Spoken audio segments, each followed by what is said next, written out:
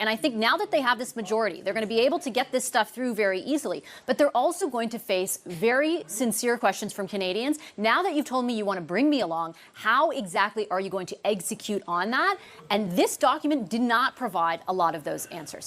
Welcome back to the show. My name's Mark Nixon. You know what I find extremely comical is how stupid they think we are. The media has been polishing Mark Carney's halo, pitching him as an economic messiah, while they tell us affordability is the absolute best it's been in over a decade, as people take their steak and put it back on the shelves out of their cart because the lived reality is completely different than what they're trying to sell us. Canadians are getting absolutely crushed. And instead of changing directions, the Liberals decide to triple down on the policies that got us in this mess in the first place. In today's report, I'm going to touch on the Sovereign Debt Fund. Yeah, I said that correctly. You know it's bad when even mainstream media is not buying it. We will look at the disastrous budget as well. And mainstream media is also all of a sudden concerned that their economic genius is 2 times more expensive than Justin Trudeau. All I have to say is we told you so. And the Bank of Canada said the quiet part out loud. Brace yourself, Canada. If you're sick and tired of being lied to, if you want real change in Canada, if you want the truth, help me out. Please help me out. Subscribe to my channel. Share this video with every single person you know. That's the only way that I get discovered. The larger I grow, the more time I can invest in these valuable videos. Let's crush the media spin together. Let's get into this report.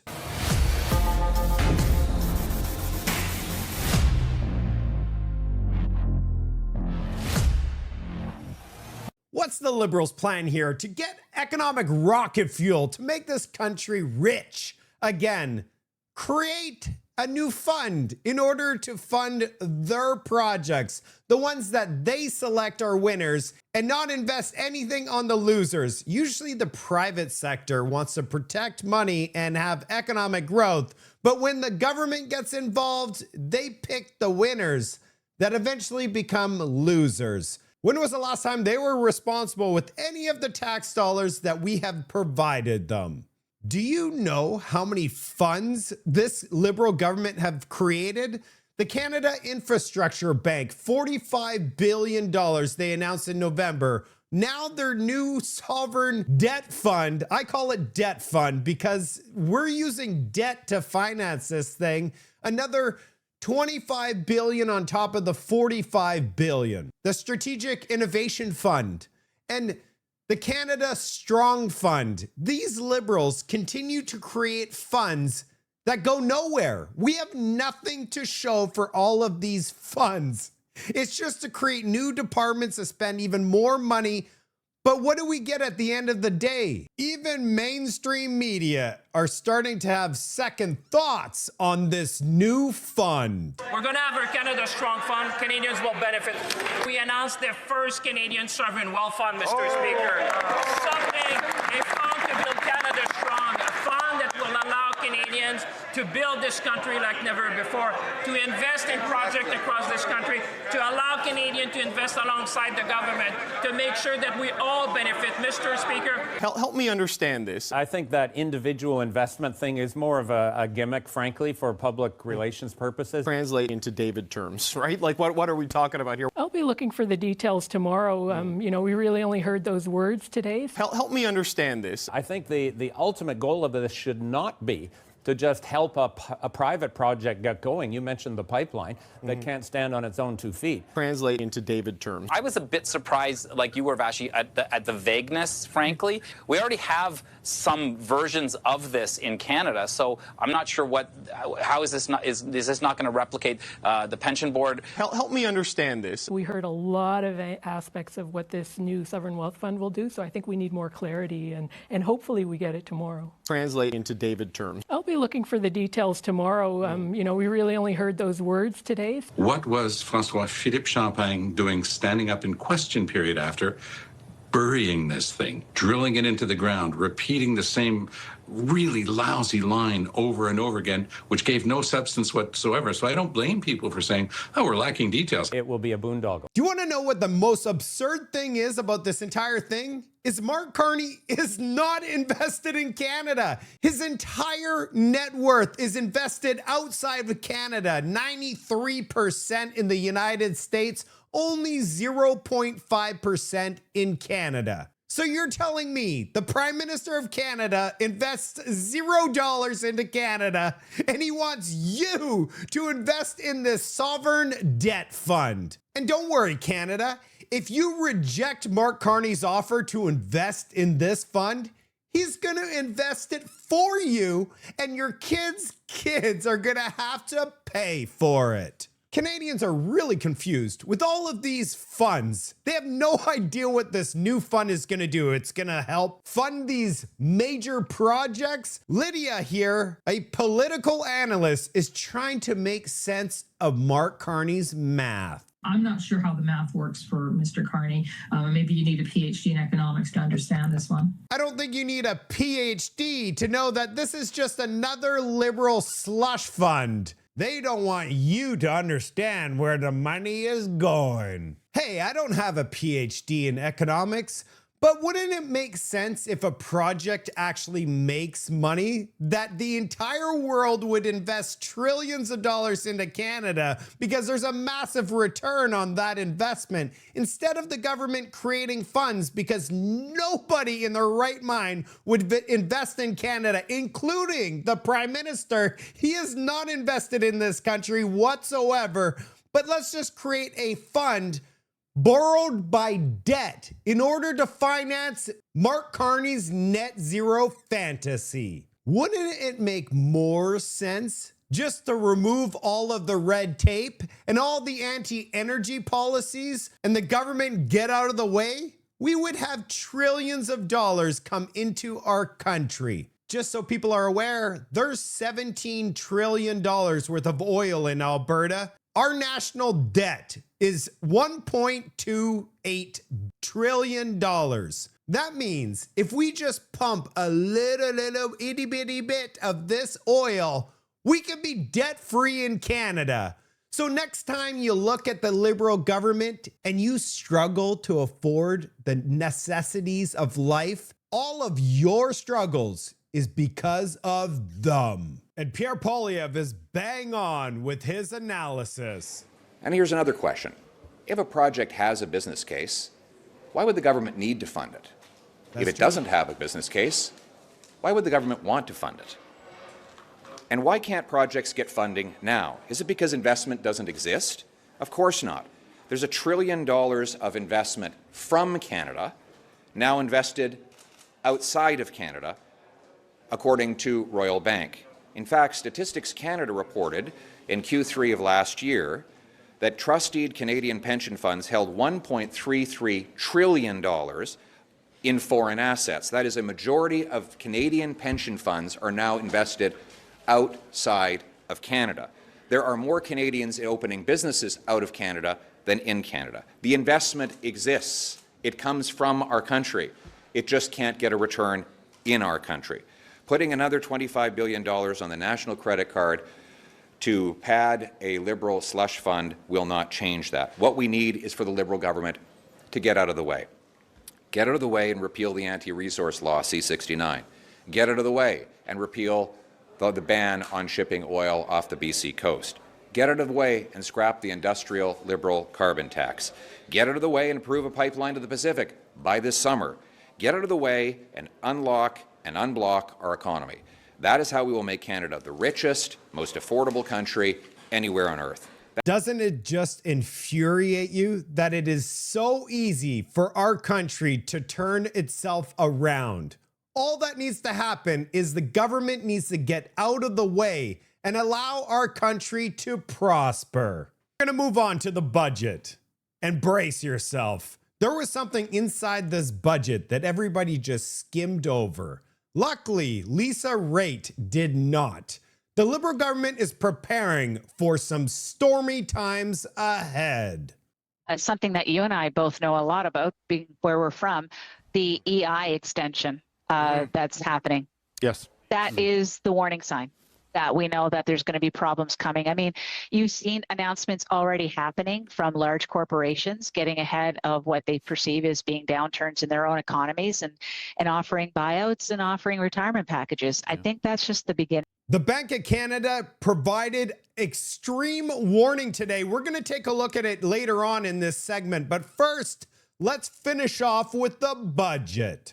Inside this budget, the Liberal government is admitting that we're about to see some very troubling times with economic downturn like we've never seen before. I want you to meet Andrew Cohn. He helped Mark Carney get elected. He was one of those shoe polishers that made sure that Mark Carney looked like an economic genius and was going to save this country. Today, Andrew is having buyer's remorse.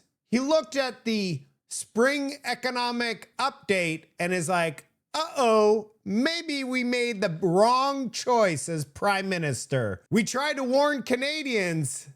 Today, they woke up to the realization that reality is about to smack us in the face. What's the big news from this spring economic update? Pretty much more of the same. I think everyone's been waiting to see when the quote-unquote new government under Mark Carney would reveal a change of course from the previous government. A lot of people thought maybe it was going to come in that first budget, which was greatly hyped ahead of time, not much really in it. So people shifted their attention to this update. Again, maybe people thought with the majority they'd really start to show their colors, but it's pretty much steady as she goes, and steady as she goes is really not enough in the situation we're in as a country. Whether you're talking about our deteriorating public finances, both federal and provincial, or whether you're talking about our very slow economic growth, where we now celebrate if we get 1.7% of growth per year. That's a third of our rate in the 50s and 60s. There are big changes that are needed if we're going to address either of those fronts. Getting control of spending, making fundamental choices about what government spends on and what it doesn't spend on, sweeping tax reforms to stimulate investment, pro-competition reforms to make our economy more productive, make sure that investment is actually used to the highest and best purposes. There's really none of that in this budget. There are tinkering around the edges. There's this big thing, the Sovereign Wealth Fund, which was telegraphed ahead of time. It's hard to see what real difference it could make. It just looks a lot like some previous funds that have been announced. So all in all, I hate to say it, but it's a bit of a sleeper. Look how disappointed Andrew is. I hate to say it, but it's a little bit of a sleeper. In other words, it's a soft way to say this thing is a complete disaster. Andrew wasn't finished. We gotta check this one out and watch Rosemary Barton try to protect her master, Mark Carney. Give me your thoughts on what you made of this document, which happily for me anyway, wasn't a mini budget. It was really an update. Well, you asked what does it tell us? Not much. I mean, we're still waiting to find out what this government's economic vision is and how it differs from the old government that it supposedly replaced. What we do know is we're facing a growth crisis. We have been for many years in this country, where the government is now projecting growth of 1.7% per year, which is half what we grew even in the 80s, a third of what we grew in the 50s and 60s, and seems entirely unconcerned about this. We're facing a rising debt to GDP ratio, especially when you combine it with the provinces. The government is not only unconcerned about this, but presents a kind of a cack-handed way of explaining it, where if you subtract the CPP and the QPP, we have a debt to GDP ratio of only 10%. Well, you can't actually use pension funds to pay off your debts. It's a completely bogus comparison. But this is the thing. It's the same complacency. It's the same very top-down, government-directed, state-run pension investment funds and this kind of thing. There's really not any sort of new development policy and no sense of the seriousness of the situation we're in. Well, to play devil's advocate, the skills training money and attempt to try to get more people into the trade seems significant in order to get the economy moving in the direction the government wants to. I mean, whether it works or not, I don't know, but I'll let you weigh in quickly, Andrew. Yeah. I think that's worthwhile. I'm not saying that's bad policy, sure. but that's not going to lift a $3.3 trillion economy off the floor. No, it's not going to bring anything off the floor. Do you see how Rosemary Barton's like, oh, what about this? Oh, he's so smart. He's such a genius. They want to train up 100,000 construction workers to build back Canada. But when you're building ruins, we're not going to need any of these construction workers. In fact, the amount of construction workers that are being laid off right now is astronomical. So you're going to train up people to have zero jobs at the end of the day. I'm a data guy, so let's take a look at some data. Here's Stephen Harper's time. Look, there was 4 times where there was a surplus, something that's unimaginable if you actually think about it. Since 2015, it's been red every single year. And Mark Carney comes in, and instead of turning things around, he decides to burn us in the red, double what Justin Trudeau had planned. The most troubling part of this spring economic update is our interest charges that Canada will have to service is going to go from $54 billion, so $1 billion a week. And by year 2030, which is not far away, it will almost double to $80.9 billion. Just to put this into perspective, our health transfers is $52 billion. That's for all of the money that the government sends to the provinces for our health care. This money will no longer be used for our health care. It will only be used to service our national debt. So you might have guessed it. This is insane. So by next year, our federal debt is going to explode to $1.4 trillion. Here's the cover of the Canada Strong for All Spring Economic Update. I looked at it and I saw a train and some mountains and I said, this ain't right. This does not fairly represent the budget. Here is the revamp. This should be the cover of this economic update. If you thought there wasn't already enough government workers and departments, this new sovereign wealth fund or debt fund is going to be managed and operated by a new independent crown corporation. As the Liberal government sends Canada down a debt spiral, we find out that the floor crossers have been bribed in order to give them a majority. Kelly DeRitten has some integrity. This woman is a Canadian hero. She stood up and made it public record in the House of Commons that the Liberals have been bribing people to cross the floor. How does she know this? She was one of them. And she said no. This took a lot of courage for her to come out and do this. Where is the mainstream media on this one? Over the past months, opposition members have come forward to say they've been approached. Conservatives have happened, that conversations have happened behind closed doors, pressure, subtle or otherwise, has been applied, and Canadians have not heard about it. These are not rumors. These are conversations taking place behind the scenes, away from public view, away from accountability. And I can tell this House I was one of those members who was approached. I was asked to cross the floor. I was asked to leave behind the people of Kitchener Centre who elected me as a Conservative in exchange for aligning myself with the government. Over the past months, opposition members have come forward. Wow, what was she offered? And Kelly reveals it all in this short interview, just 1 minute and 20 seconds, and you're gonna find out what the Liberals offered her to cross the floor. This needs RCMP and police investigation. This isn't something Canadians have ever seen before. A government trying to convince sitting MPs to switch sides just to build themselves a majority. I know because I was approached by them, because it happened directly to me. I can say plainly what that looked like. First, it was pressure. I was told a candidate would be run in Kitchener Centre with support from both the Liberals and the Greens, and that I wouldn't stand a chance as a Conservative. You know what? I'm going to leave that up to the voter. When that didn't work, it turned into compliments. I was told they'd be watching my work on committees, especially on AI and digital policy, and that there could be a spot for me on their team. When that didn't land either, it became about benefits. I was told switching sides would be very good for my riding, giving Kitchener Centre's role as Canada's innovation capital. Let me be clear. I am not turning my back on the people who elected me, and I am not going to help any government build power through backroom conversations. Canada is supposed to run on fair elections and straight answers. Backroom deals like this are not leadership. They're a sneaky power grab, and Canadians shouldn't accept it.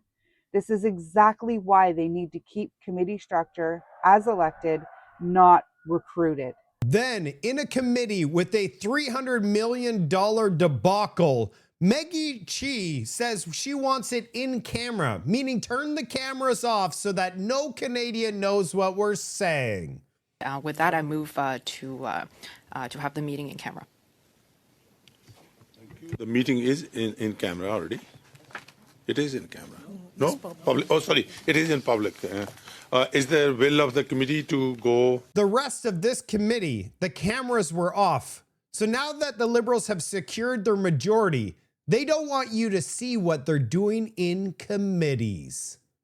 So let me get this straight. The Liberals want the power to delete you from the internet, read your mail, police your speech, target your religious freedoms, strip away all of your legally obtained firearms. And now they want to turn off cameras at committees? What other country in the world does this happen? I'd love to hear from you in the comment section. I could list a few. And our last news item is the Bank of Canada. Canada is cooked. We are pressed into a small corner and have no exit plan. They decided to keep the policy rate at 2.25%. Governing Council maintained the policy interest rate at 2.25%. We've held the policy rate at this level since last October. We have three key messages today. First, Canada is being buffeted by global events and geopolitical uncertainties, but our economy is growing, and we expect it to continue to grow.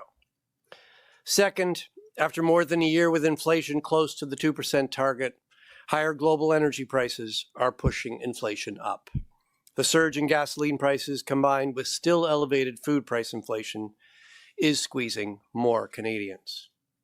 And third, monetary policy is focused on ensuring that the jump in energy prices does not turn into persistent inflation, while helping the economy adjust to global headwinds.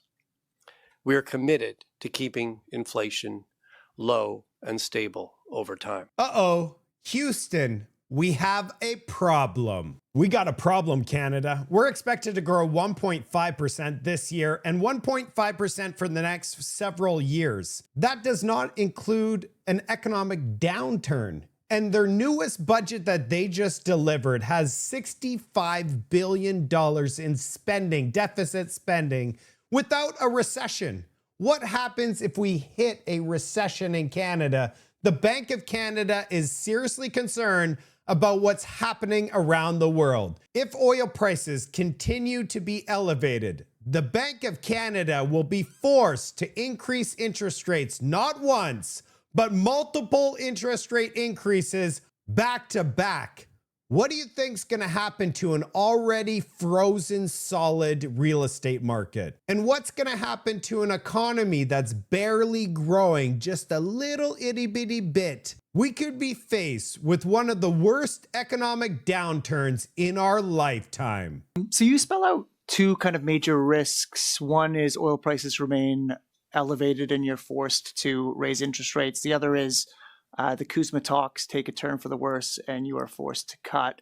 Those aren't mutually exclusive risks. What happens if we end up in a scenario where tariffs have risen, CUSMA talks have floundered, and oil prices remain high? How do you balance those risks? There's significant new trade restrictions on Canada. That could have a material impact on the Canadian economy. We may need to cut to support growth. If oil prices go up, and particularly if they stay up, the risk that inflation becomes more persistent goes up, and there may need to be increases in the policy rate. And as we indicated, probably more than one, consecutive increases. Look, obviously, the higher oil prices go, and the longer they're higher, the more the more likely it is that we'll have to raise rates to bring inflation back to target. But I want to stress, there is no set timeline here. It really depends on the conditions. It's going to depend, importantly, on what oil prices do, what we think they're going to do going forward. It's all going to depend on what we see. How much are higher oil prices spilling into the prices of other goods and services? That would be a clear signal that rates probably do need to go higher to get inflation back to target. So what is it, Canada? Is Mark Carney on purpose trying to sabotage and destroy our trade negotiations with Donald Trump in order to save the Canadian economy from higher interest rates? Or is he waiting to see what happens in Iran? Because if the war continues and these oil prices remain elevated, our Canadian economy is officially toast. Canadians cannot handle multiple interest rate increases when everything costs more. Your mortgage will cost more. Everything will cost more if they increase those interest rates. We can't do that in Canada. But maybe that's the grand plan. Destroy the Canadian economy so that housing is affordable again, but we will have zero paychecks to buy them. I'm going to be providing you guys with lots of updates. Make sure you subscribe to my channel, support me, share this video with other people so that it grows my channel. I want to be able to deliver you guys these daily videos. I'll see you on the next report.